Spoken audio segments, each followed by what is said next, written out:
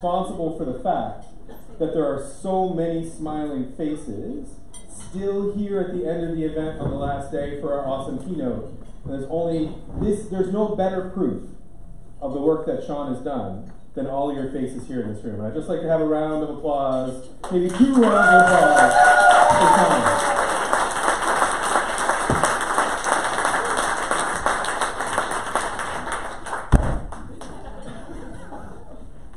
Very nice, thank you, Dave.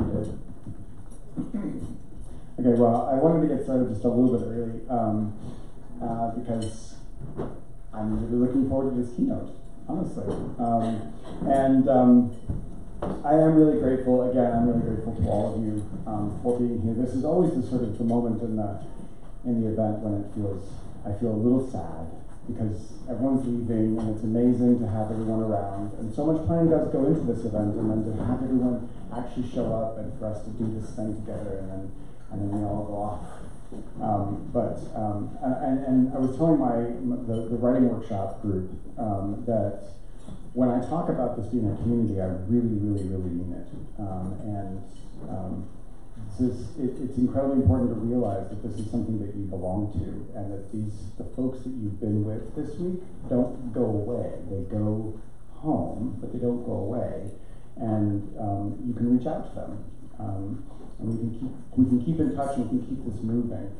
There are other Digital Pedagogy Lab events in the works. There's one happening in August in Fredericksburg, Virginia, at the University of Mary Washington. I'm working on plans for one in the UK in 2020. I have a couple of other people who would like to have an event as well, and so we keep working on this. So please keep in touch, and please let us know how we can improve. I will be sending out an email after all of this is done with a feedback form, and the feedback form is really important. I really, really, really take the feedback seriously. It changes the nature of the event from event to event. I mean, I literally listen to what you have to say, and it changes things for the next event.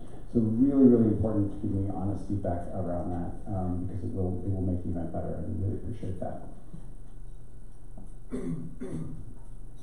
With that, I'd like to begin the introduction for our next keynote. So Jess Mitchell asked me the other day why we asked her to keynote. And this took me aback, because why wouldn't I ask Jess Mitchell to keynote Digital Pedagogy Lab? Not only is her work in inclusive design more than noteworthy, her voice in that work is resonant and clear. Jess's insights into power, into the nature of leadership, and its responsibility to, as she might say, stick its neck out, stand up, stand out, step up, drive conversations across education in North America and beyond. It seems to me like Jess is always a step ahead.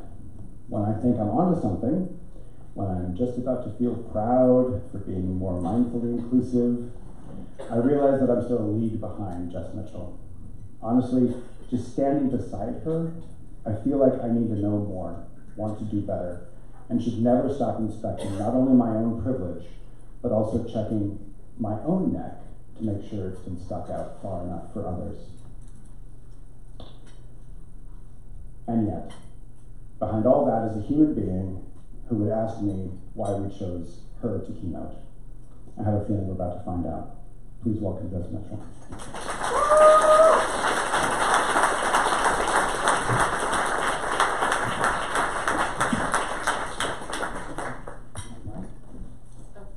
I might need this.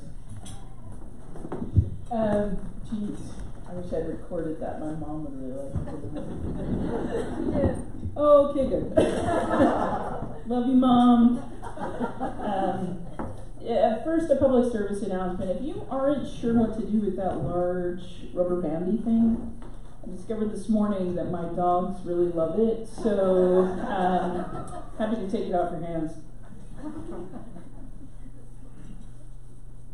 Close your eyes or rest your gaze for a moment.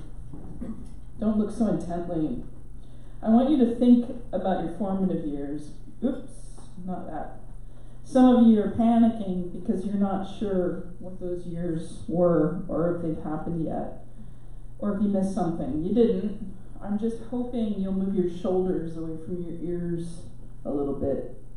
Take a deep breath, relax your eyebrows, and do the following. While I'm speaking, I'd like you to notice the events from your life that you think about. They might be positive moments, they might be negative moments, unfinished business, unresolved conflicts. I might make you feel uncomfortable. I might give you indigestion since you just had lunch. I might upset you. I'd like you to notice those moments. If it's too much, just let me know and I'll adjust. Afterwards, I want us to practice something together. So while I'm speaking, if you think about a person, a moment, an event, please write it down or hold it in your noggin. You'll have a chance to decide if you say anything out loud or not. So don't edit yourself in that writing down or thinking. Only you will see what you've written. Okay, open your eyes, push to closed. We don't often create spaces for self-reflection. I'd like us to try some of that today. So please pay attention to your body, to your mind, to your palms while I'm speaking. Right now, I bet there are some of you that are feeling a bit nervous, and I bet you're nervous for me. You are deep empaths. I'm okay. We're all going to be okay. Pay attention to your feelings. Are you ready? My friend and colleague Tara Robertson, who's on this slide, does this wonderful thing in her presentations, and I love seeing my name up there so much. It's so meaningful to me. It occurred to me I am no island, and I am deeply no island. These are the people that I was thinking about today when I was preparing to do this. Yuta Treviranus is my boss and my leader who supports me in wonderful ways. Tara is up there. Lena Peterson supports me and cheers me on when I do scary things. Amy Collier is there and awesome and showing me calm and patient and beautiful ways of being. Amanda Coolidge is brave and continues to be curious and wonder. Mary Burgess tells me not to fuck it up in just the right way. Sean and Jesse, you make me courageous. You make me brave, and it's your fault that I started writing. Terry Green knows what the L word is and understands that I've named all of my ducks from L word characters, and that makes me feel seen. And Rajiv, you're Rajiv, you're incredible. There's one name on there you probably don't know, and that's Lara Kirk. She's my amazing wife, and this week is possible in large part because of her. She's made me brave. She's taken care of all of these beasts all week. One of whom developed bumblefoot, which is a staph infection that ducks get. Another of whom tore a nail, which might not sound like a big deal, but when you're an 80-pound baby who's very, very sensitive, it's a big deal. So those are all my fur beasts. When Sean asked me to be a keynote speaker at this event, I immediately said yes. And then I quickly said, are you sure you've got the right person? I'm not a pedagogue in the literal sense of the word. I'm not a faculty member. I don't have a teaching load, and so you should know I'm an imposter. There are a few other things you should know about me. I sometimes feel like a contrarian, not for sport. I come by it naturally. I get nervous when it feels like I've become a member of a group. I immediately want to wander away. Saw your tweet. I get antsy when I show up to spaces and I know everyone and everyone knows me. I get agitated when people aren't authentic with me, when they agree with me all the time. I know I'm not right all the time. It's statistically impossible. And if you ask my wife, it's entirely impossible. This is a photo of my duck, Alice. 8 months ago, Sean asked for a title for what I might talk about today. I gave him this title, Do No Harm, Ethics and the Privilege of Teaching. And then a few weeks ago, I really excitedly sent Sean an email announcing that I had a title for my talk. So, apparently I have a fondness for titles. I love making them. So then I thought, what if my entire talk was made up of just a series of titles? That felt naughty and exciting, so I noticed that in 8 months' time, I'd moved from Do No Harm, Ethics and the Privilege of Teaching, to Burn It All Down. Or Build It anew from within, how do we choose? When the very institution is rotten, when the system sucks, when it's time to burn it all down, when do we do that? And when is it time for us to be more circumspect and attempt to build it anew from within? Then I got frustrated with how uncritical we are. And I made another title. Power, Poor Eyesight, and Lazy Brains, Be Critical Evermore. How can we wake up to power, our own and others, see what we're doing that's causing harm, and not let ourselves off the hook? How can we be disgusted every day, and not just on the days when the glare from the injustice of a mosque getting blasted with bullets, or a young man in a hoodie getting shot for walking while being black blinds us? We need to be critical ever more, every day. Yes, even Saturdays. And I got angry with us for not learning lessons from history. This is a photo of my gander, Leonard.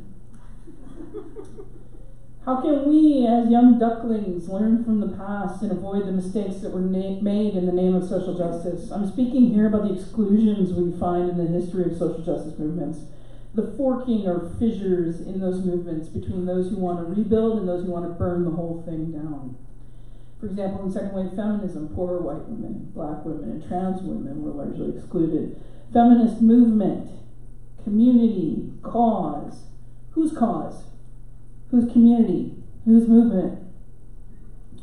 Jo Freeman, who I'll talk about a little bit later, left the feminist movement 3 times, every 10 years. She got fed up. Movements, communities, causes evolve and grow. They make mistakes and changes. They're moving, not static. How can we make sense of all that while keeping track of the successes, the goals, and the work that remains? And why aren't we teaching critique? How to give critique, how to take critique, the artfulness of productive critique. More engagement, self-assessment, bi-directional peer assessment. Those are skills. So critique and social justice lessons learned, how to. This is a picture of my little feminist ducklings, Alice and Gertrude. Turned out Alice was a boy. It's very hard to sex them when they're this small. And then I asked myself, why are we doing all these things wrong still? Why aren't we getting better at this work? Is there a root to the problem? And then I went to this. When was the last time you had a genuine and productive talk about race, about poverty, about homelessness, about who has access to clean water, about privilege, about reconciliation, not just truth, about whose truth, about whether or not we're even doing truth? Rajiv gave us an example of a school that erased part of its history on its website. Was it shame? Was it forgetting? It doesn't smell like reconciliation. What is that? Do we even know what reconciliation might look like? Are we having those conversations? We use nice words, but what are our actions? This is another picture of Alice. This is open dialogue. Do we even know how to talk about messy things? You thought I was joking. This is a photo of Phyllis on the left and Leonard on the right.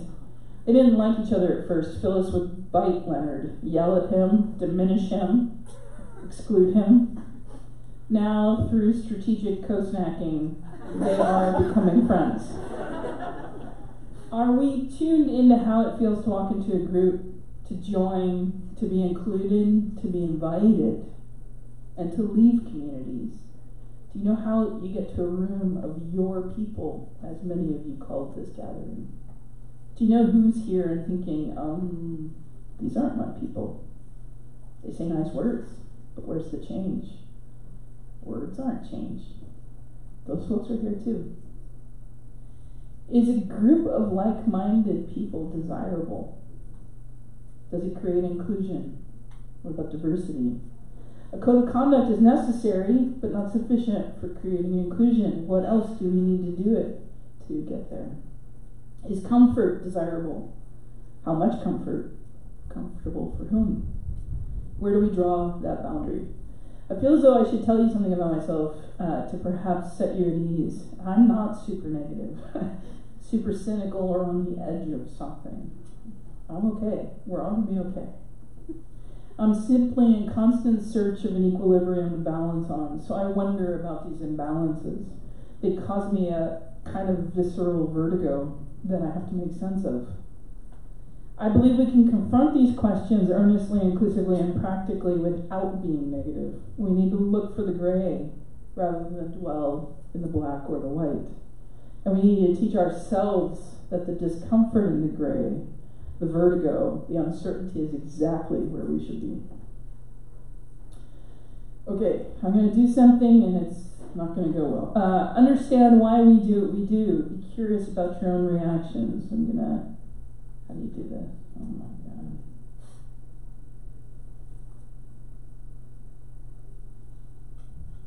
Sorry.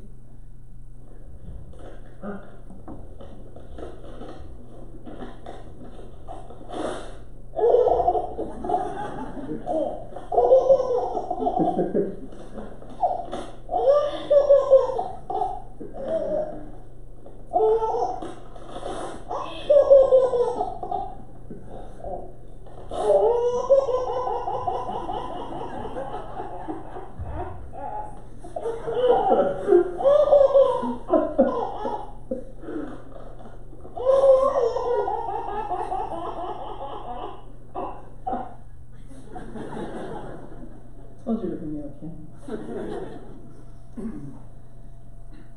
Reflect on how it felt just now to laugh at that. How loud was your laugh? How did being in a room with other people impact your laugh?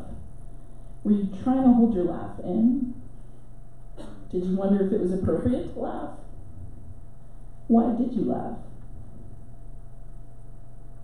How can you talk to someone about their behavior? This is behavioral contagion. We all laugh. It's adorable. Okay, next one. Sorry, this is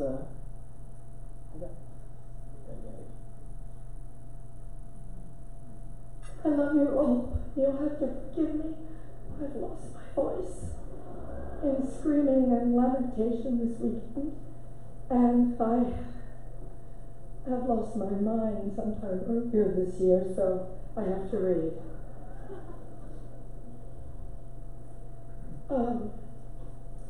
Thank you, Hollywood Foreign Press. Just to pick up on what Hugh Laurie said, you and all of us in this room really belong to the most vilified segments in American society right now. Think about it. Hollywood, foreigners, and the press. But who are we? And you know, what is Hollywood anyway? It's just a bunch of people from other places. I was born and raised and educated in the public schools of New Jersey. Viola was born in a sharecropper's cabin in South Carolina, came up in Central Falls, Rhode Island. Sarah Paulson was born in Florida, raised by a single mom in Brooklyn. Sarah Jessica Parker was one of 7 or 8 kids from Ohio. Amy Adams was born in Vicenza, Veneto, Italy. And Natalie Portman was born in Jerusalem. Where are their birth certificates?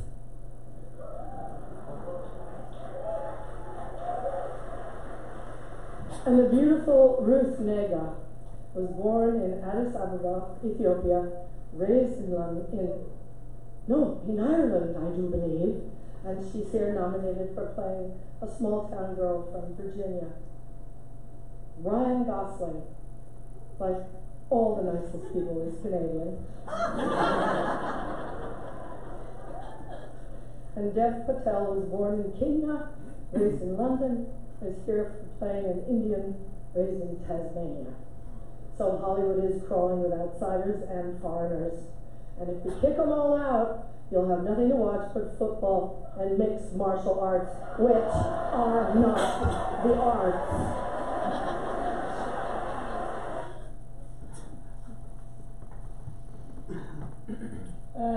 So that was January 8th, 2017. Meryl Streep gave a talk at the Golden Globes, accepted an award. When the powerful use their position to bully, we all lose, she goes on to say. Disrespect invites disrespect. Violence invites violence. And she talks about something that President Trump did that she said did its job. It made its intended audience laugh and show their teeth. Yes, and her audience laughed and cheered and clapped at the following: football and mixed martial arts, which are not the arts. Why that? Who did she just exclude and why? Did she need to? To bring that crowd together, did she need to diminish another? Now I think about The Blind Side. There was an Oscar for Best Actress. Remember the Titans? Jerry Maguire. There was an Oscar for Best Supporting Actor. Friday Night Lights. Clear Eyes, Full Hearts, Can't Lose. Who's with me? Crouching Tiger, Hidden Dragon. Oscar for Best Foreign Language Film. We create communities by speaking to those who agree with us and subtly making an us which is distinguishable from a them. How can you show someone their divisiveness? She mentioned the press as the most vilified segment of the population. I want you to hold on to that for a few. Binary thinking is a human folly, I think. We're bad at some things, and we seem really fond of binaries. We like to categorize, we build databases in our brains, and we like to sort things into neat little buckets in our brain database. And we get it wrong sometimes, and without practice we'll continue to get it wrong. So practice in this case comes in the form of experiences. If we're among friends and colleagues and we've had a good bit to drink and someone makes a racist, sexist, misogynist joke, do we laugh? I know we'll all say, no way! But I think we all at times have had times where we wish we'd stood up and didn't. And some of those issues are blurry. We might not know which side to take, which side we should take, which side we're on, and that side might change throughout our life. We might change our mind. So I want us to consider the messy edges of life, politics, context, power, teaching, learning, and privilege. I want us to practice this a little. And I put a bunch of words up here that might make you feel a particular way. For example, Martina Navratilova is being ripped apart on Twitter lately because people are saying she's trans-exclusionary. She's entering into the debate of trans athletes in major sports. Sticky. Okay, one more. Another one. How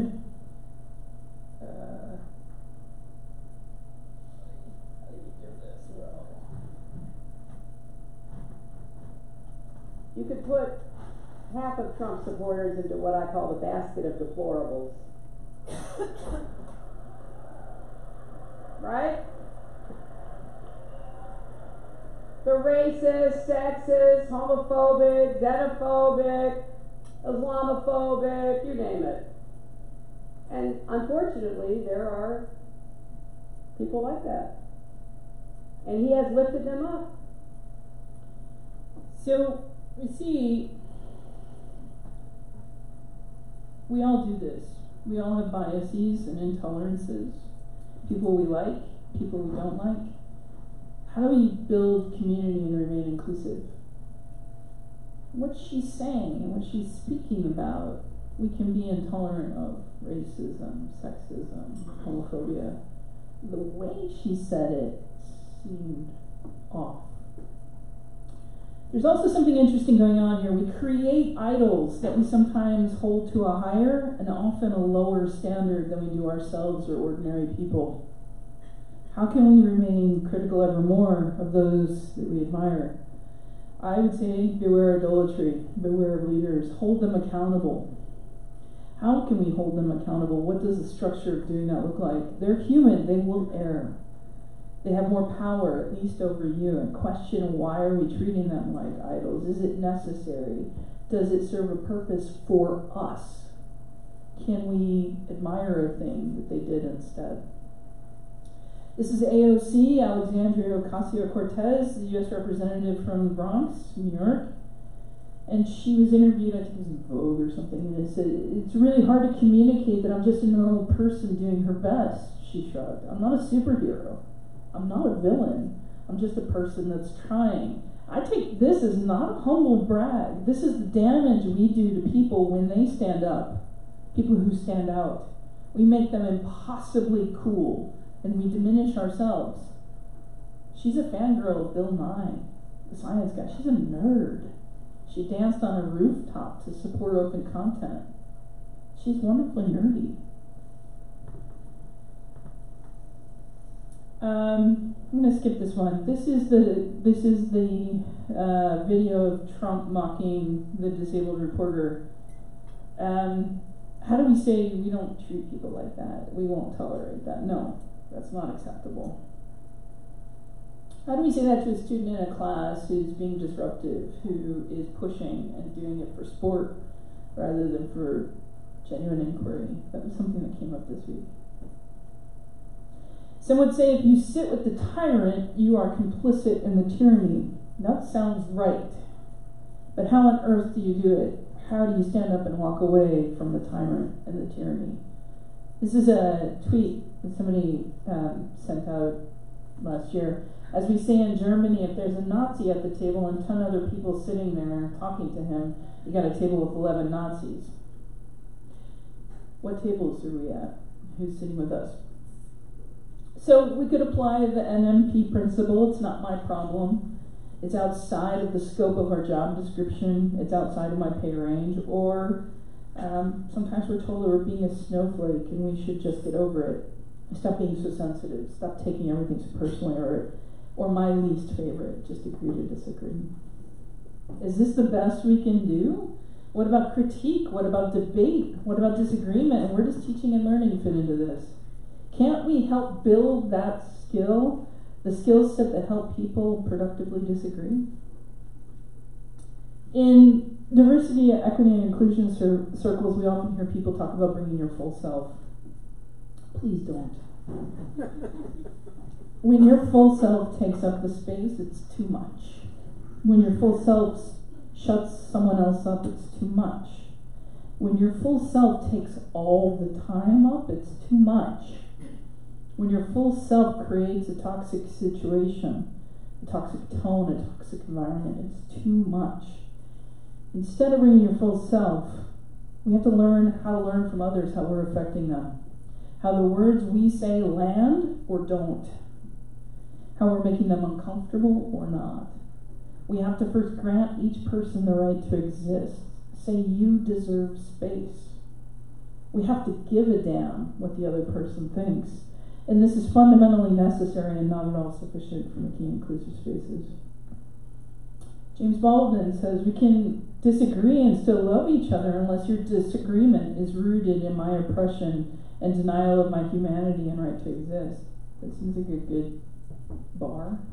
Surprisingly, even this needs clarification. Where to draw the line and define oppression and denial of humanity and right to exist? How many data points until you get there? We're so scared to not be liked. Who's going to be strong? In our culture, this sentiment that Baldwin shared is not seen as strong. Who's strong?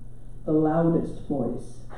Say it with a deep voice and confidence, and that's all you need. So I say beware idolatry, beware leaders, yield space. Give a damn what the other person thinks, especially if the person disagrees with you. And draw the line and revisit it often. Ask if it's in the right place. But do draw the line. This is what it looks like when people stand up and say, no, we don't treat people like that. Australia did this. They said no to Milo. And the drawing of that line is an ethical act. This says Australia bars Milo Yiannopoulos over mosque attack comments. This is University of Toronto Professor Jordan Peterson in New Zealand in February 2019, posing with his arm around a man wearing an I'm a proud and Islamophobe t-shirt. How many of you have read Peterson's latest and very popular book, 12 Rules for Life, An Antidote to Chaos? Good. How many of you listen to Divergent Ideas?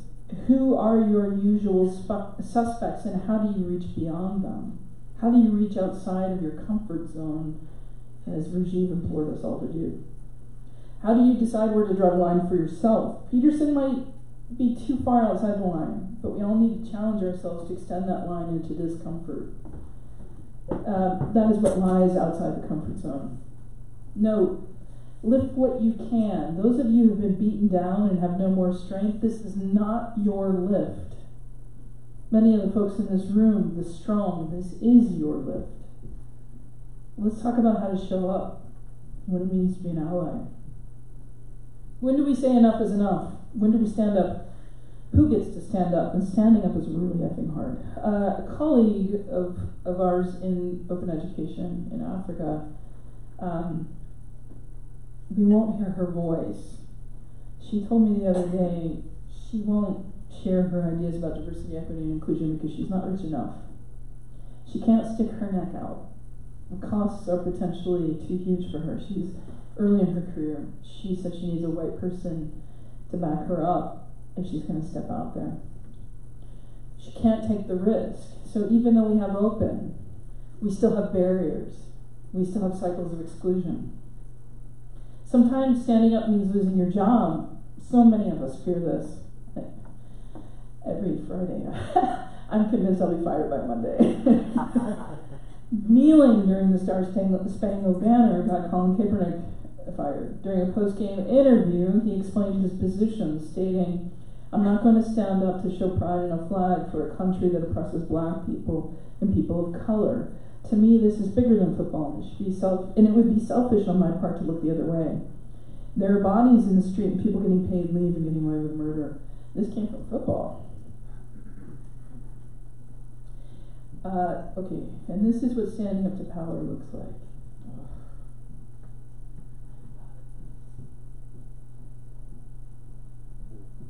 Hey, you guys are obsessed with Trump. Did you used to date him? Because you pretend like you hate him, but I think you love him. I think what no one in this room wants to admit is that Trump has helped all of you. He couldn't sell steaks or vodka or water or college or ties or Eric. But he has helped you. He's helped you sell your papers and your books and your TV. You helped create this monster and now you're profiting off of him. And if you're gonna See that guy?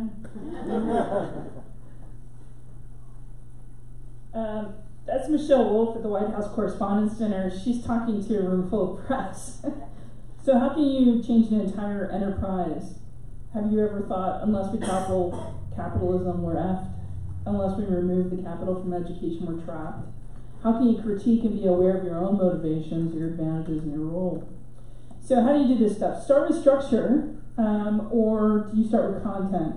Be radical in changing how an organization works, be incremental in changing what it delivers.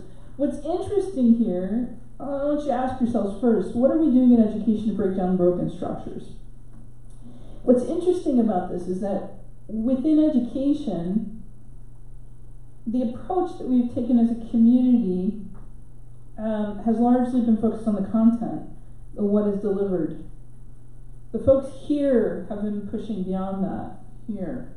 And I think we're all hinting that something bigger needs to happen. Some aren't hinting so much as saying it right out there. Just so that cringe. Jesse said we need moonshots, not incrementalism, and I'd love to talk to him more about why the part on the bottom. Disruptive innovation sounds good to me. This is the burn or build it, right? Burn it down or build it anew. We need moonshots, not incrementalism. That's the point I want you to focus on. I'm not going to read the whole thing here. This is our revolution, folks. This is the Jon Snow that before Game of Thrones I used to be able to reference. This is the other Jon Snow, the one with the H in it, one of the fathers of epidemiology. Couldn't show that the pump in central London on Broad Street was the cause of cholera, but he knew it was. The patterns of the disease pointed to the pump. The science hadn't caught up yet. So he tore the handle off. He didn't form a committee, he didn't wait for funding. Aaron Swartz is gone. He is a martyr in our community. He is the student who was arrested at MIT in 2011 for breaking and entering charges. He had connected a computer to the MIT network and downloaded all of JSTOR and made it publicly available. All of the content, all of the research, all of the papers. He got arguably overly corrected by the Department of Justice, and he hanged himself. Malala, she's known for her human rights advocacy and her advocacy for women in her area in northwest Pakistan to go to school. And in 2012, she was shot while she was on the bus in retaliation for her activism. A couple weeks ago, the University of California stood up and said, no more. Elsevier wasn't ultimately willing to meet the UC's key goals, securing universal open access to UC research, as stated in UC's faculty-driven principles and scholarly communication. What I love about this is that they got a committee together. The committee put principles together, and then somebody was not meeting the principles, and they said, no, we're done. They actually followed the whole pipeline of what we're trying to do, right? So how do we do this? Last week at OCAD's Open Ed, we had Sheila, I don't know how to pronounce her last name, I'm going to make a mess of it. So if anybody knows how to pronounce her last name? Bhattacharya. Thank you. She came and she was talking about this book, Sharing Breath, Embodied Learning and Decolonization, which I haven't been able to read entirely yet. But she was talking about it as resisting dominant notions of time, engagement, collaboration, rethinking rigor, replacing it with rigor of relationships, collaboration, and experience. What's kind of cool about this is you can buy it, order the paperback, or order the ebook, or down here you get the free PDF. This was published by Athabasca Press. It's an open education resource. She mentioned Sandy Grande, who wrote this book, Read Pedagogy, and she described how she did a new addition to this book. She didn't do it the typical way. Instead of doing the way that we would expect a new edition to come out in publication, she had the authors who'd written it and other scholars respond to what had been written before. Not lose it, add to it. Who gets to stand up? If you have power, I want to ask you as a leader, are you doing work to help those behind you not only take over where you leave off, but also progress where you've been? Are you comfortable with them passing you? Are your goals built around this? Are they expected outcomes? An inevitability, a must-have. What will your legacy be? How do you stand up for others? If you aren't in a position of power, standing up is much more difficult. Showing leadership when you aren't in a position of power means sticking your neck up, standing out, stepping up. And there are plenty of times and plenty of environments where that isn't valued or it's actively punished. Seeing something that isn't working and fixing it. Seeing someone who's struggling and helping them and doing it not because it's part of your job description, but because it's the right thing to do. When I hear folks talking about this kind of leadership, they're usually worried about upsetting someone or losing their job or getting in trouble or getting sued. And I struggle with this. I struggle with knowing when to stand up. I get scared and I don't stand up. And so I challenge all of us to think about how to do this. Who will stand up for these young girls who've gone missing or been found dead on the Highway of Tears? Highway of Tears is over 40 young girls and women on the corridor between Prince George and Prince Rupert in British Columbia, where these women have just gone missing or have been killed. Where is their justice? And these are, what's going on here? These are some of their names. A 14-year-old. Monica Jack, 12, is the youngest victim. She disappeared in May 1978 while riding her bike near Merritt. Her remains were found in 1996. That's nearly 20 years later.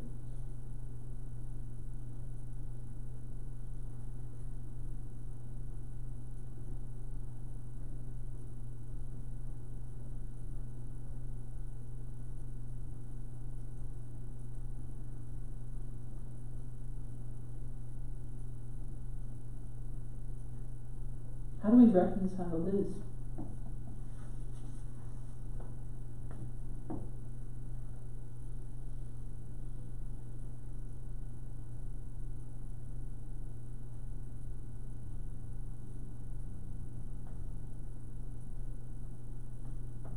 I just imagine that family for 20 years wondering what happened. This is Shirley Liu. She's fantastic, a librarian. And she gets at something that is about my discomfort with communities. As they mature, often they betray themselves and their own goals. When they get comfy in the community, I think that's when we need to push. As soon as you feel comfy, it's time to push. So Shirley Liu was saying, not the first to ask why there is such a diversity problem in progressive activist spaces, especially at leadership level, open access, co-ops, unions, segments of the library world. If it's justice we're after, we're already failing. I have no data to back this up yet. But sense is diversity exists at the grassroots but tails off as the community grows and the organization structure becomes more complex when power starts to mess things up. And you see this in second wave feminism and the reason that Jo Freeman quit the movement 3 times. Go and read her essay, The Tyranny of Structuralistness, which contemporarily is being used in some very strange ways to suggest that structure is good. The answer isn't structuralistness or structure. That's another funny binary. It's how do you structure? How much structure do you need? And whose structure is it? Who created it? And who's benefiting from it? We can't put blinders on anymore. I think that what I'm comfortable saying is that we're in a post-comfort world. So this is Henry Road, just down the road. What's the responsibility of the intellectual in the time of tyranny? It's to make your voice heard, hold power accountable, and help people understand what counts as the truth. Is to produce work that's both rigorous and accessible while addressing important public issues crucial to struggling for a more just world. It's to prove to the public that the university is not just an isolated institution removed from the larger society, but so actively involved that it's actually central to the formation of a culture that provides the foundation for enabling both critically engaged citizens and a vibrant democracy. That's what I thought was the promise of education. And then he says, in my case, I'm starting to get some recognition for my work because I think people believe I'm too old to be a threat any longer. What will your legacy be? I keep hearing this from people who are nearing retirement that they want to make big changes. Because what do they have to lose? They say they're just going to call in retired. You know, if I'm at lunch and they do something I don't like, I'm just going to call in retired. How do we extend that power to somebody who's earlier in their career? It's your responsibility to change society if you think of yourself as an educated person. Again, James Baldwin. So what is justice? I want to tell you a quick story. I'm taking way too long, so I'm going to have to burn through some things. But on Twitter, there's this meme lately, the one where people tell stories that are most on point for them. And they often tell a story of when they were a little kid. Amanda Coolidge told the story when she was 7 years old. Her mom gave her a $20 bill to go to the store to buy some milk. Amanda bought the milk and told the clerk keep the change. It's an adorable story. The story I want to tell you today is the one that's most on point for me, but it's not when I was 6 or 7, and it seemed most apropos of everything that I've said today, and it's stuck with me all these years later as I'm still struggling with standing up. I was 16 and we were having an all-school assembly. I was sitting next to my best friend and the whole school was in the gym. Yes, my whole school fit in the gym. I lived in a small town in rural Missouri. I'm sure we had been told what the assembly was about, but I didn't listen. So I had no idea what was about to happen. Then a really large man walked into the middle of the gym and started a slideshow. He was a former football player, a defenseman. He was huge, intimidating. He was showing clips of tackles he'd made, bone-crushing tackles, where he emulsified his opponents. Then something strange started happening. He started talking about women, about girls, about their purpose in life. It was at that time that the abortion debate was really hot, and he was clearly falling on the side of, and he said this, the purpose of a woman is to have babies. Now, I knew this was a mess. My cheeks began to burn, which is my first indication that something's really off. I got furious. It wasn't a joke anymore. My best friend could tell I was upset. I turned to hit her, and I said, "Are you coming?" She didn't move. I very dramatically and loudly stood up and walked out of the gym in front of my school. Then I stopped, and I contemplated going back into the gym, taking the microphone away from the giant man. I think over the years he's gotten bigger and bigger in my imagination. I saw the assistant principal coming down the hallway after me. He followed me out. I told him he had to stop this. He said next to nothing, but said it was complicated. I told him he had a moral responsibility to do something about it. It was very serious. I told him to go take the microphone away. He slowly walked back to the gym with no intention of doing anything. I wandered the halls, not sure what to do. I was scared, furious, incensed. I wanted justice. Yes, I was a dramatic teenager. I had very strong feelings. I went to the nurse's office, sat in the corner, and called my mom, and began weeping. My tears were a mix of adrenaline and righteousness and disappointment and frustration. I would not surrender. I would not let this giant football man tell me that what my purpose in life was. I would not abide this. I had reached a limit. There was this little queer in me. It would take years to emerge, but to many it was already very obvious. And it would be years until I read about Jess Goldberg, the main character in Stone Butch Blues, Leslie Feinberg's Gender Warrior book. This is in the hallway at OCAD. Surrendering is unimaginably more dangerous than struggling for survival.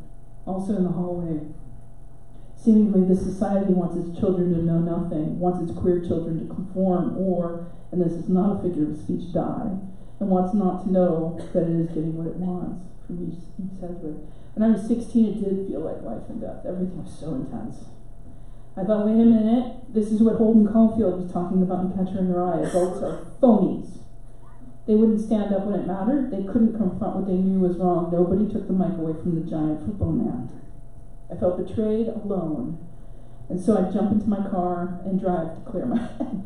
The windows down, blaring Indigo Girls and R.E.M. They were the soundtrack of my wanderlust. I thought there might be people out there. I don't know where they live. I lived in a lot of places. I'm not sure any of them felt like home. So finally, circumstances aligned, and I moved to Toronto about 5 years ago. I work at OCAD University, right down the road here. We have art in the walls of our research center. When I first visited, on one wall was a sketch of Gertrude and Alice with some quotes underneath, and on the other wall was this. And everyone walked past this, sat below it, was confronted by it when they walked into our workspace. This is a piece of art. The Minister of Education walked past this. The university president, a woman, walked past this. My boss, a woman, walked past this. All of my colleagues. I could walk around in this city and not fear that someone would harass me or physically hurt me. I rode my bicycle everywhere, down Graffiti Alley at 3 a.m. on a Thursday morning. I hope that you got to see a little bit of Graffiti Alley. I was freer than I ever felt anywhere. I could be my full, authentic self, which meant I needed to figure out what the heck that meant. I had to establish some limits and decide what I was going to do if I was going to be so lucky as to be listened to. This is the context in which I found home. I found love of my life, and I married her. I've been awakened. I've begun speaking out as much as I can and just a bit more than I'm comfortable with. I've been pushing to make us think and change and feel uncomfortable because I don't want to be a phony. I want to be the adult that stands up for me, for you, and for the kids. Before Toronto, it always seemed to me that I should be happy anywhere but where I am, and this question of moving was one I was eternally discussing with my soul, which is Charles Baudelaire. Anywhere out of this world. That was very dramatic. And I was out in the ocean with Rajiv, but I was much too far out all my life, and I wasn't waving. I was drowning.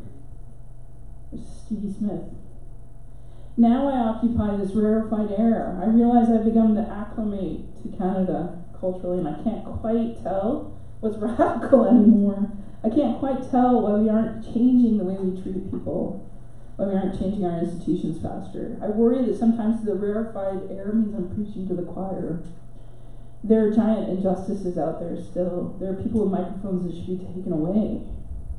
I'm troubled because I want to make sure I'm standing up as much as I can and in the right places. There are those who are still out there not waving but drowning. I'm shouting as loudly as I can and imploring you to do the same.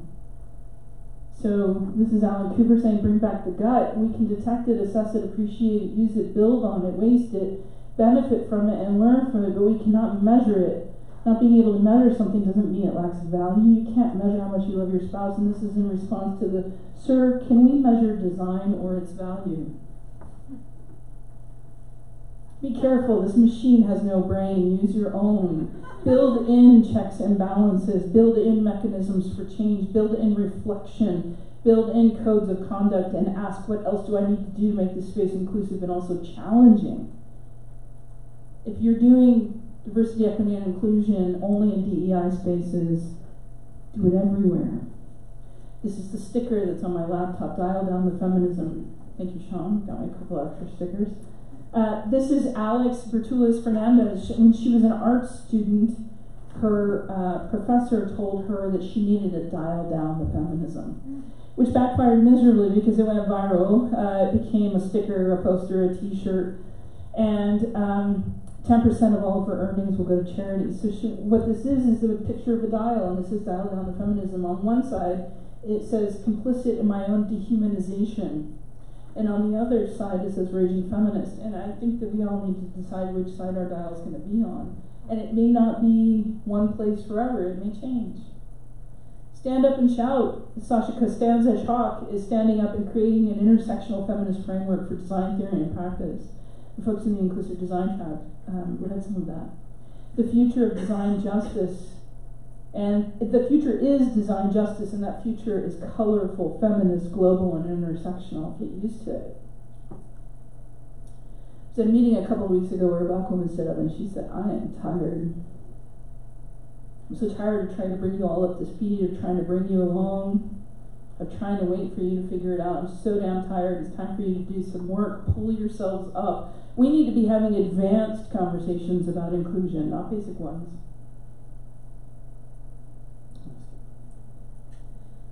All the world's a stage, all the men and women merely players.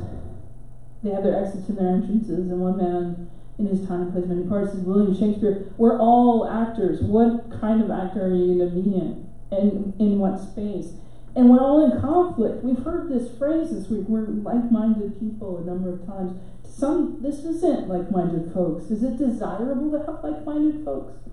And how does that differ from a monoculture? And I know we can have productive conversations about these things.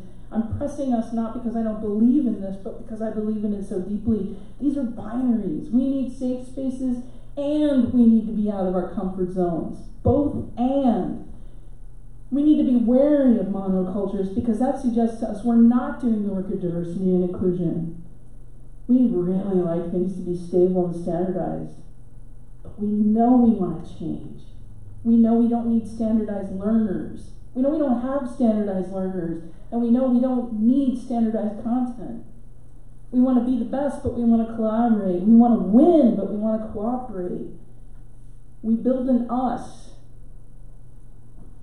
because it creates an intimacy that makes us feel really comfy. Beware of the comfy, because that us means there's a them. We want to be positive, but you can be negative too. We're in that post-comfort space. The greatest enemy of knowledge is not ignorance, it's the illusion of knowledge. Sorry.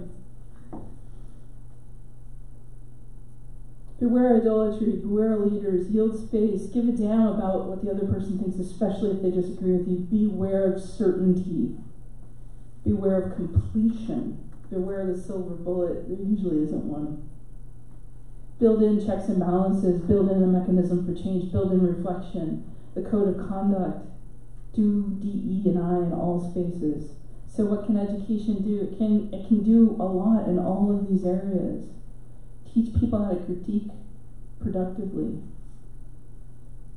One of the things I want you to sit with is this. How can you comment on someone's behavior? How could you say to Meryl Streep, hey, you know, my kid is in mixed martial arts and it's a really important thing. Or, I'm sure you didn't mean that about football. How can you show someone that divisiveness? How can you remain critical, even especially of the people you admire? And say, we don't treat people like that. We don't tolerate that. And I'm not advocating for call-out culture. I'm not a fan. How do you change an entire enterprise?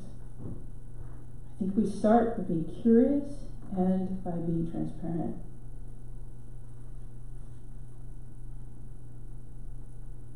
I'm skipping over this stuff. How many of you did not speak up this week? How many of you had something you disagreed with, something that didn't quite sit right, but you let it go, you decided not to take it personally? How many of you think about the thing you wish you'd said after you have a tough conversation? Maybe a day later you come up with the perfect response. Maybe 3 years later you're still thinking about it, and you come up with the perfect response. But you're spending your time doing that afterwards and alone. Ask yourself, why in this group of like-minded people, in this brave, safe space, could you not speak up or stand up? How many of you were allies this week? Could you have done more? And I ask this earnestly and genuinely because I know how hard it is to stand up. I struggle. But we have to practice. And where can we practice? So there's this wonderful video. I'm going to go ahead and play this one, sorry. This is Jeremy Dutcher won a Juno for the Indigenous Music Album. Junos are like our Grammys. And the Arkells won a couple of Junos. Sorry, Jess. Oh, I skipped that one. Better. Reconciliation. There we go. That's it. Thank you so much. Well, that was the scene last night when Jeremy Dutcher accepted the Juno Award for Indigenous Album of the Year. He got cut off during a speech in which he criticized Prime Minister Justin Trudeau and spoke passionately about reconciliation. Now that said, it did not end there. Our Tashana Reid is in London, Ontario, with more on this. And you know, we should point out you're in London because that is where the big show for the Junos will be tonight. It's been Juno weekend there. But what happened last night? What happened after that moment with Jeremy Dutcher? Right, Michael. Well, this was at the Gala Awards and dinner, and what a lot of people don't realize is a lot of the awards are actually given out the night before. So we saw about 36 music awards handed out at that dinner. Jeremy Dutcher winning one of those Junos for, as you mentioned, Indigenous Album of the Year. It was a big moment to share the stage with Jeremy Dutcher. Take a look at what happened. This means so much to me. I hope to continue to share and use this platform to tell truth. We can all do better. Reconciliation. There we go.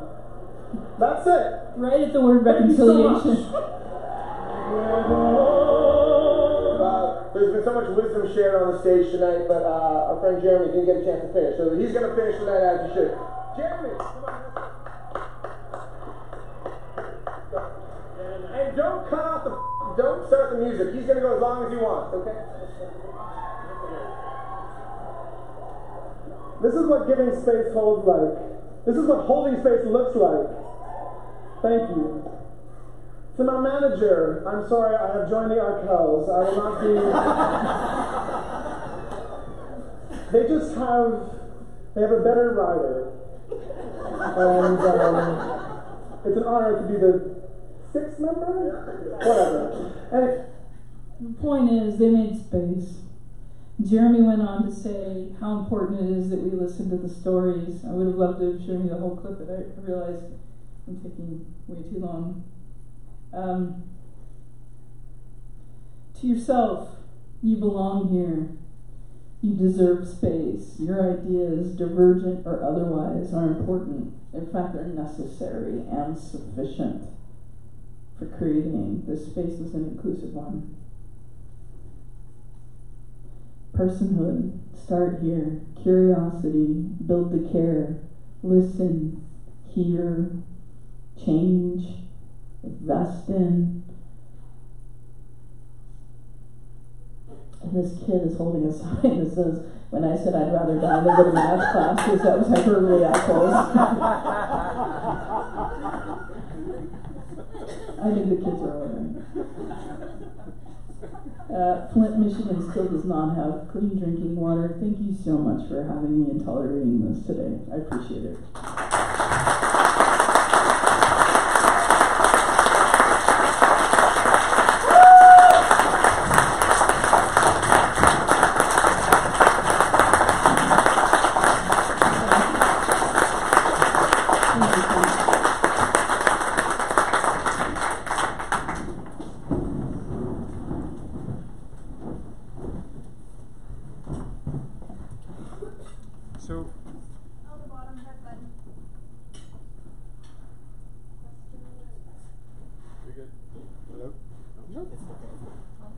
There it is.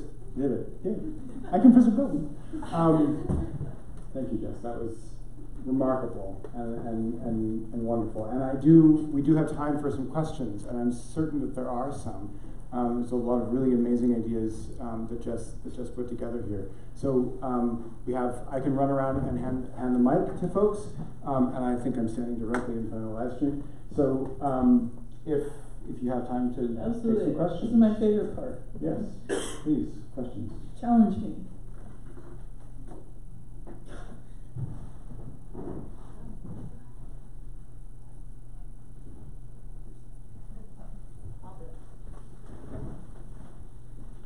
So, I got called by a colleague last night who's Indigenous, and we've been challenging some stuff that's happening.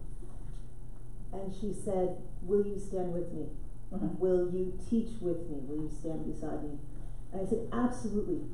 But it was easy for her to ask and easy for me to respond because we're friends.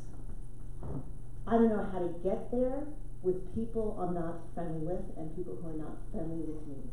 So do you have any advice how to extend that circle? That was a great question. I would say this, it's not the responsibility of the marginalized to figure out how you can include them. It's our responsibility to figure that out. Those who are in a position of privilege or power. And we don't do it for a lot of reasons. It's not because we're bad people, it's because it's awkward. We have no idea how to do it. We don't practice it. We don't have models for how to do it. That's where I think the starting from the curiosity might help. And being authentic means also being vulnerable and saying, can you tell me if I got anything wrong? I showed this deck to Tara Robertson last night, and I so admire her brain and her feedback.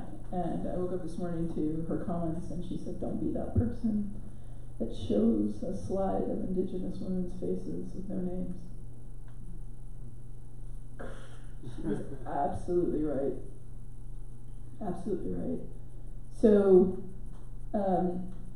you have to find those people, and if you haven't found them, you have to keep looking, and you have to build relationships of trust with them so that they will tell you when you got something wrong, because all of us get things wrong. Nobody's an expert at this. Remember, nobody's an idol, nobody's a superhero. We're human. And the whole point of diversity is you get an extra set of eyes, an extra perspective, an extra experience to come in and look at that and say, oh, people might read that a little differently. That is why we want diversity. That's why we want inclusion in our communities, in our project teams, and in our classrooms. Because we all benefit from it.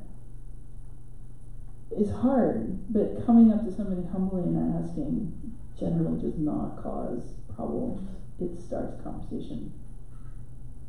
I hope that helps. Right back here. Just gave me the sign to thank you in sign language.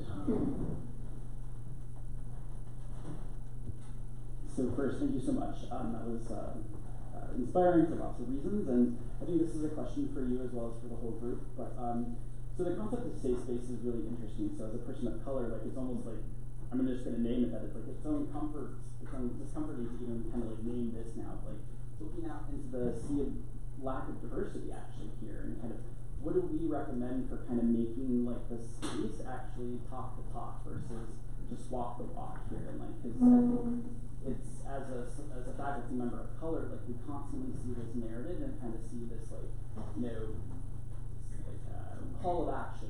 And how do we do that here? Because this is my second time, I will come back, but I also think we have to kind of name it here, and also for us to think about moving forward, because otherwise we're just perpetuating that narrative of like seeing the images and the faces on screen. So this is kind of my ask of all of us of like, how do we kind of make this even more diverse here in order for us to then go and do more work. You're spot on, and I mean, this is not the binary, it's not the safe spaces here and then you go back to your institution. This is not necessarily a safe space for some, and that's not a criticism of the space. As Lynn said in our group, you can't guarantee safety for someone. You can't create that safe space for everyone. That's not what even, is that our goal? So the yes and approach, yes, there should be a group where you can talk to people who are other BIPOC faculty members. Yes, that should be an experience. And yes, you should also, you will find yourself, whether you want to or not, in a group of mostly white, well-meaning people. That is still education, and mostly women. That is who we are. And what's amazing to me is when I walk into a space and it's not call out, it's I see us. We are all beautiful people, we are predominantly white, and we are mostly women. And there are there are some people who are very early in their careers, and there are some people who are more advanced. There are more men here than I usually see, and I can say those things as observations that should not be radical. Why don't we talk about who's in the room? We say that you have to talk about who's in the room and who's not here, but we're not saying it beyond those words. So you're absolutely right. It's not just talking the talk. What does it look like to walk the walk? And these are some of those ethical conversations I think we need to have, and we need to make some decisions. And one of the most powerful things I think you can do is make the decision and say, this is the decision we made and this is why, and we will revisit it. Completion, I think, is silly. Yeah, I haven't completed making that duck coop yet. Completion is good for bridges. It's not good for communities. That actually sounded good.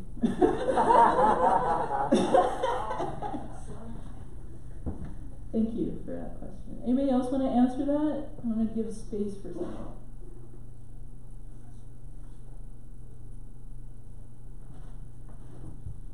Thank you. In the open pedagogy group earlier, Dave, after we had wrapped up, Dave was a little, he said, when I saw the list of people in this group, I was a little worried about how it was going to go. We had trades instructors, we had librarians, we had students, we had people working in ed tech, we had faculty members.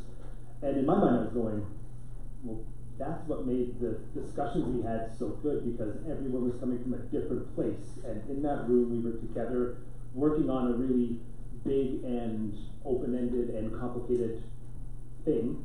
And it was the differences between us that really made it a special place to be in. So thanks, Dave.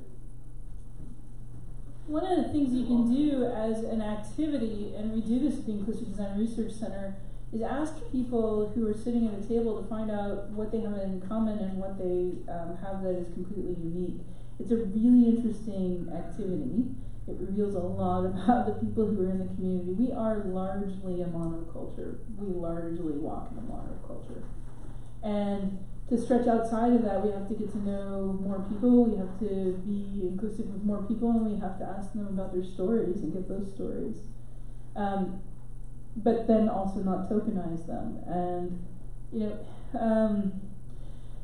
we make some mistakes between diversity and inclusion. Diversity, I can largely see.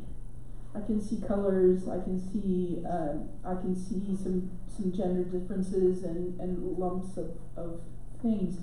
Inclusion is a harder one to measure. So don't get stuck on the diversity piece. I was at a conference where somebody who was a woman of color who was on the board at a museum said, in museums, if you're looking at your board and you say we don't have a person of color, and then you just put a person of color on there, that's not actually, you're checking a box. But if that person of color has the exact same opinions as every other person on that on that board, you haven't done anything other than just take a different picture. And trust me, we can smell that, we can see it. You can see it from the outside. When you are doing deep inclusion, it shows. So you might say, this is the last time we're going to have a former American queer imposter pedagogue do the second keynote in Toronto, right? But you might be missing somebody who has a very different approach than I do, a very different opinion, very different points. You might just be completely missing. So we make all these assumptions about people. It's our fast and our slow brain, right? This is Daniel Kahneman and thinking fast and slow. We take a glance at you and we lump you into a category. There are a lot of things we can learn from each other. We have to get to that point where we're having those deep conversations. And we're doing it with some guidelines about what is tolerated and what is not. It can be done. We did it this morning, didn't we? In the inclusion group.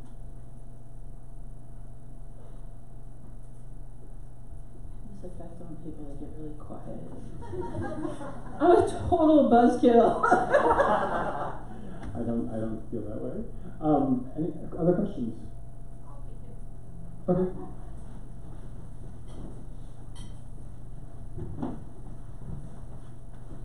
Thank you very much. The question is for you, but also to Rajiv, that I want to ask when he was speaking. I think here we're very safe to a certain extent. Not everybody is safe, I acknowledge that as well. But I'm also concerned how things are changing fast, and how things are changing against us. Whatever us you want to put us, whatever category. And we can have also a conversation about the problematization of identity politics, what it does to us and how it harms us. So I would like to acknowledge and have an honest chat about classroom as a battle space that is becoming, right? And how to acknowledge it, like I am 100% compassion, love, kindness, but things are changing. I have faculty in my university saying that I have to tone down my voice. I have to change things in my website. There is a website that is actually have my name on it as one of the social justice warriors. I am from Turkey, charged on 2 accounts because I signed a document as an academic, as an intellectual, telling my country something, right? Academics for Peace. If you don't know it, Google it, right? So things are changing in Turkey, things are changing in here, things are changing in US. So I want to acknowledge that, like, things are not the same. No, they never will be. The one thing you can count on is change. This is like Randall Arnold talks about the problematization of having hope, right? She says that, wow, everybody talks about we should be hopeful. And she's just like, no, we cannot be hopeful. We don't have the privilege to be hopeful. We have to be determined. But in order to be determined, we have to name the conflict and tension and contradictions that we're all facing. And unless we deal with that beast, right? I feel that what is happening, that the strategies and tactics that we have used for a long time, not only in North America, everywhere in the world, are now used against us. And we have to rethink what we have done. And I still don't know how we're going to do that if we cannot move beyond, as you said, this dualistic way of looking at ourselves and the world. Right? Yes, let's dance. I'm all like patchouli. Let's put it. Let's do it. Yes. So context matters. Patchouli in this crowd, I think, is probably a firm yes and a go. And granola, healthy granola. But we're making jokes. But this is the same thing. We're essentializing about this group. This talk I gave here, I take some risk because you're putting it online and it's going to be in. You can't control it, obviously.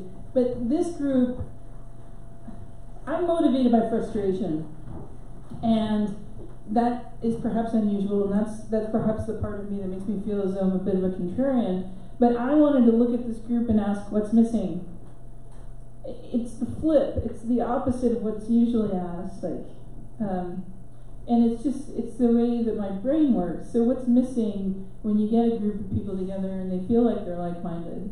And I wanted to push, so I decided how much I thought I could push this group.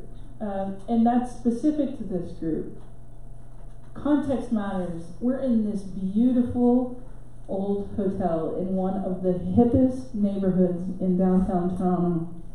The context matters. But it's gentrified. It's gentrified on behalf, like. That's what the hip part is. I'm saying the same thing. We're speaking the same language. I'm with you, comrades.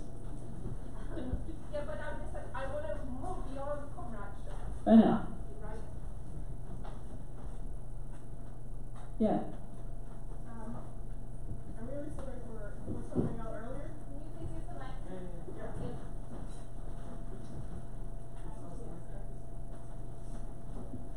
I don't know how relevant what I'm going to say is right now at this point in the conversation, and I'm really sorry for interrupting right now. There have been moments in which I personally faced depression while I was in school, when I was in education. And when we tried to fight back, we were told to go through a very systematic approach. We were told to start at step 1 and then work up from there if we were heard, and we were stopped at almost every single step. And we were scared, and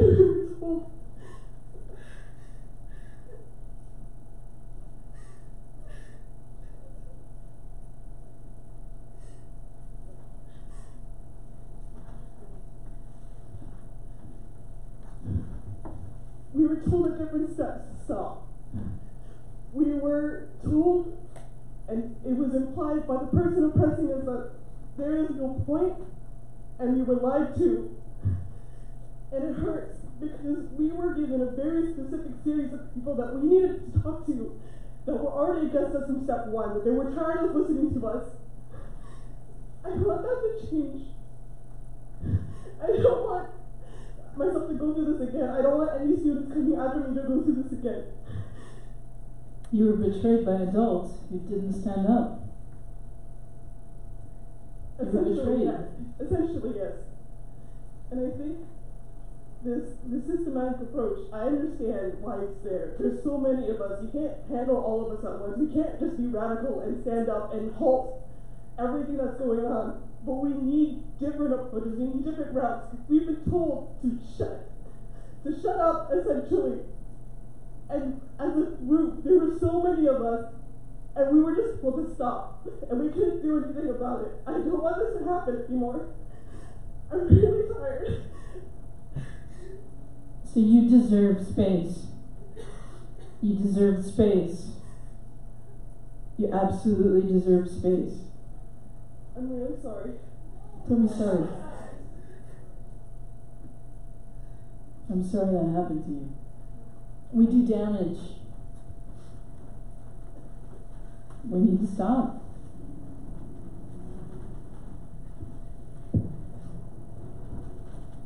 Jess, I'm just going to pick up on some of this. I think one of the things hopefully we're all realizing is when somebody feels that they need to apologize for sharing something that's so painful and personal, it's really the fact that you're in a space, that we are inhabiting, creating, perpetuating a space where sharing something that painful, that truthful, that real, feels like it needs to be accompanied with an apology is an indictment of this space, is an indictment of what we've been, the way we've been conducting ourselves. Well, so, it's also adrenaline, like, yes. It's a lot of Absolutely. things. I wept, right, and when I was in a very safe space and I had gotten myself away from the giant football man. It's adrenaline, it's frustration, it's years of scars. The scars don't go away just because somebody says, here's a safe space. But it doesn't necessarily mean that the space is hostile, I don't think. No, it's true. I do want to point to both of the points raised, and I'm so grateful for your question and you sharing that layer as well. Because I think in our inclusive design group, this came up as well when Lynn used the space brave spaces instead of safe spaces. But I think from all of these comments, part of what I'm feeling also is a bit of a disconnect between the urgency that is more apparent to some versus a more slower path towards how can we slowly move things in a more comfortable way to broach things. And I think being aware of how urgent some of these discussions are, how personal some of the ramifications of these conversations are to some of the people in the room, I think gives us that sense of that outside of what that monoculture is, outside of that comfort space, outside of what we know and the people we always talk to. So beyond I'm really, really grateful for all of this shared. I think in some ways I'm incredibly grateful that this is how we are coming to end DPL, is with the reminder of the urgency and the personal nature of this. But I think, sorry, I don't want to take up all the space if anybody else wants to talk. But can you please use the mic? I will use the mic because I managed to let everybody hear. But if there's someone else who wants to have a next question, they should go for it. Thanks, Jess.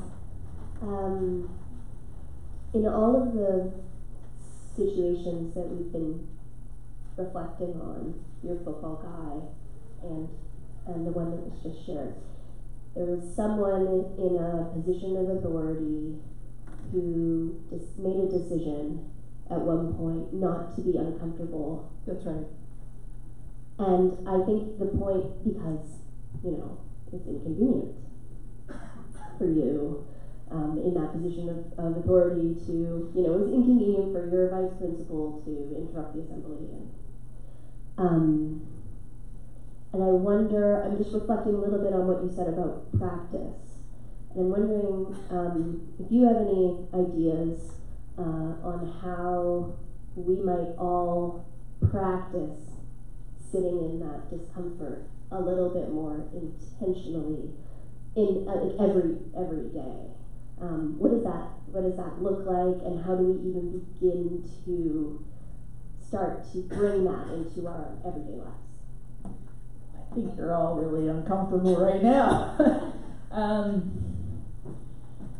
I think it is in DEI, often you're encouraged to develop empathy. I think that's too big an ask. I think if you can start from curiosity and you can let go of some of the completion or the certainty, it's a great place to start. The discomfort comes when we are fearful. So I'm pretty sure the assistant principal was scared shitless too.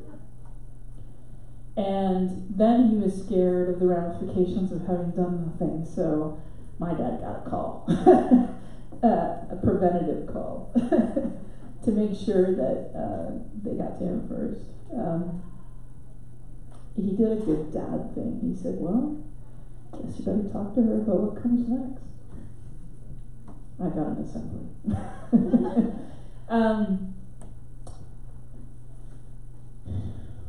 I don't know. I think that the discomfort is in changing your perspective, which is what the Inclusive Design Research Center, we take seriously the perspective shift that inclusive design gives you. You start to see almost the negative space, not the first answer that comes to mind if I ask you a question, not the well-meaning words that you're used to giving, the pat answers, but instead do something like what the folks at Liberating Structures do. Ask, how would you break it? How would you make it bad? And that's an example. You would not stand up for the people who are vulnerable. You would betray their trust in you, their trust in the institution, and you would do damage. So starting from there is a really informative way to see where you might be falling short, because then it serves as a foundation to look toward, to measure, to see if you're doing any of the things that you know will cause harm. Culturally, we don't like discomfort. We take pills for it. We try to avoid it. We get away from it as quickly as we can. I think that what we're seeing in our changing world is that it's inevitable. Even the most well-meaning approach is not beyond some reproach. It's not beyond critique and criticism. So I think that we need to ask ourselves the hard ethical questions and have answers that make sense for us. Like I didn't know if this was too much. It might have been too much. And if that's the case, I apologize, and I did put the onus on you to tell me if it was too much, and then I would adjust.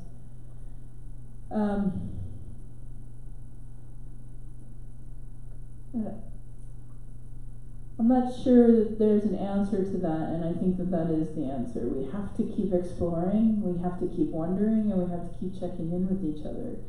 And we have to figure out what this reconciliation stuff means, because it's a big one. Reconciliation and forgiveness, right? For all of us, that's a big one, because we all have things that we've held on to.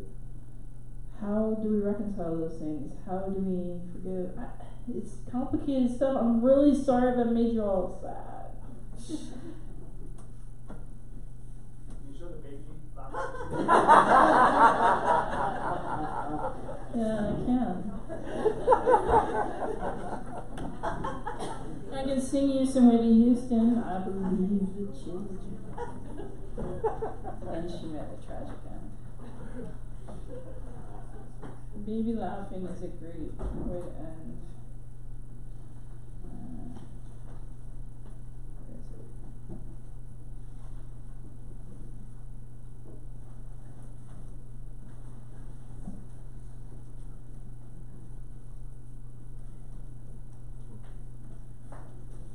So, do you know what he was laughing at? The sound?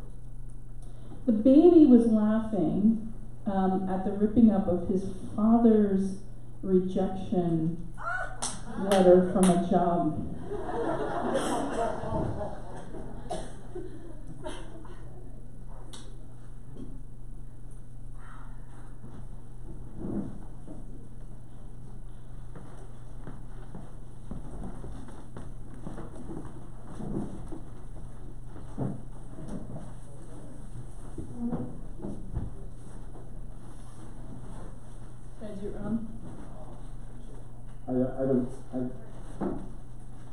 Jess is working on it.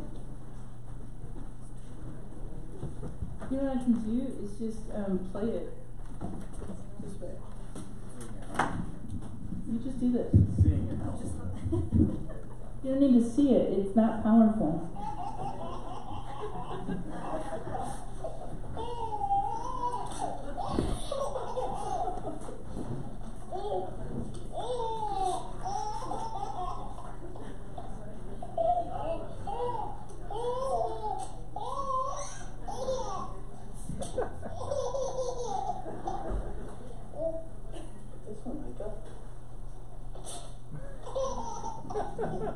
Hilarious.